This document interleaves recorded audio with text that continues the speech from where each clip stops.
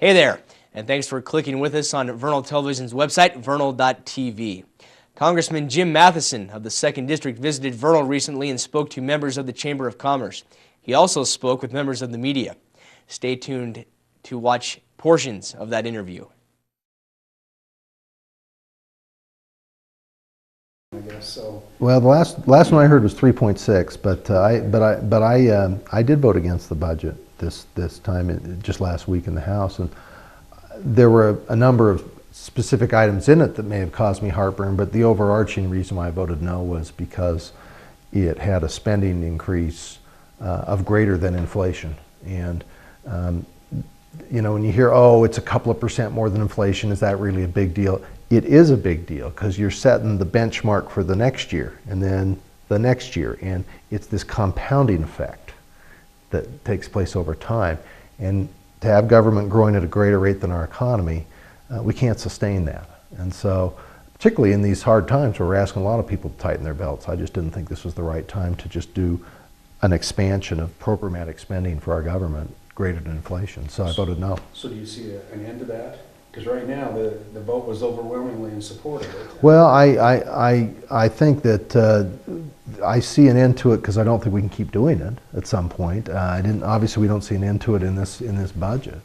But I do think it's part of a broader issue of steps we're going to have to take if we want to get our budget more in balance. Is you're going to have to deal with allowing government not to grow greater than the rate of the economy at a minimum.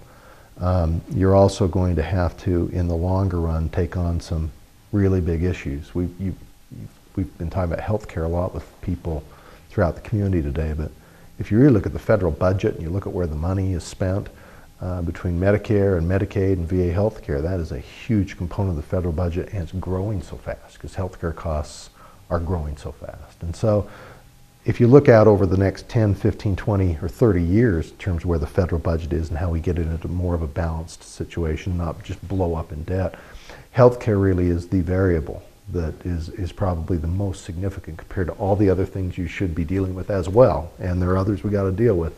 Healthcare is really the big one.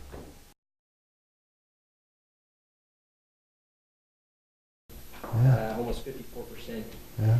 And it's apparent from the 2010 budget request that you're remembering this part of Utah, like the $200,000 to go into Uintah County's drug court program, $1 million to White Rock Canal, and $1.3 million to Duchesne's sewer system. Why is it important for you to pay attention to rural Utah? Well, I think for me, I pay attention to all my constituents, both urban and rural. And when it comes to advocating for different communities and different needs in my congressional district in Utah, there's no shortage of projects out there, as you might expect, but it's important to look for the projects where the local community has really spent the time and done the homework to develop a program that you have a lot of confidence in working, and that is going to make an impact on how people live, or where there's a big need that needs to be met. Let's put it that way. The White Rocks Canal project, if you go out and see where that exists, this is the classic case of a picture being worth 1,000 words in terms of the current state of the piping that's falling apart, the massive erosion that's taking place right now as a result. There are a lot of reasons why that's a compelling project, for example. The drug court in Uintah County, Uintah County's done a remarkable job of setting up that drug court. They've had some good successes. There's no shortage of need, and I think that, again, it's one of those programs where from a local perspective people said this is important to us and we could use some help. So in my office we look at all the project requests comes in. We love to advocate for as many good projects as we can. We don't know how successful we're going to be, but we certainly want to advocate for the good projects. That's great. And you're a sixth generation Utah. How do you feel about this part of the state? Well, I think that when you're born and raised in the state and your family goes back a ways, you just have a sense of place here in this state. And I grew up in this state in a political family because my father was governor of Utah when I was in high school, so he started running for governor. and I spent a lot of time with him. It's a lot of time going around the state, whether it was campaigning, whether it was being governor, and it gives me memories that go from my childhood of a lot of parts of the state, including, of course, here in the Uintah Basin. So I just had that personal experience throughout my life that I think is pretty special. And so when I was given the opportunity to represent this part of the state, it's something I really embraced. And I think that there's a very dynamic set of circumstances here in the Uintah Basin relative to what's going on with not just the oil and gas industry, but with what's going on with Utah State and this big expansion of its presence here, which I think is really exciting. There's just a lot of things going on at once, and it makes it interesting to see part of that change. That's great. And one more, just for a weak attempt at humor, you call yourself a conservative Democrat. Yeah. How would you define that exactly?